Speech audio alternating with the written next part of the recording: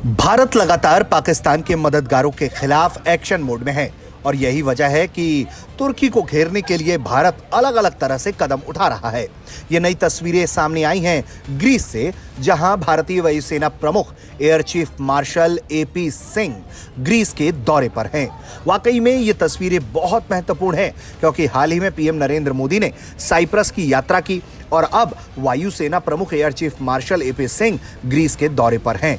Greece और Cyprus दोनों ही भूमध्य सागर क्षेत्र के देश तो हैं, साथ ही दोनों की तुर्की से पुरानी अदावत रही है। तुर्की ने ऑपरेशन सिंदूर के दौरान पाकिस्तान की खुलकर मदद की, भारत की आलोचना की। ऐसे में भारत अब तुर्की के खिलाफ स्ट्रेटेजिक पॉइंट्स मजबूत करता जा रहा है। बीते कुछ सालों से ग्रीस से भारत की रक्षा साझेदारी बढ़ी है।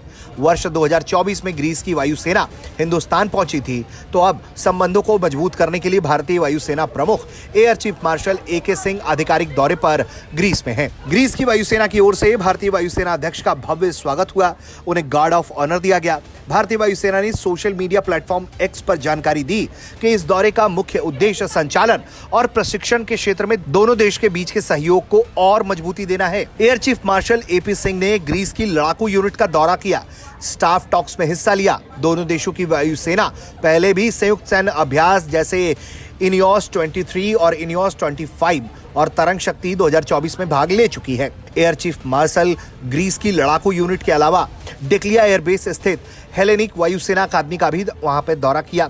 इस दौरान दोनों देशों के सैन्य अधिकारियों के बीच आपसी प्रशिक्षण, तकनीकी सहयोग, संयुक्त सैन्य योजनाओं पर विस्तार से बात की गई।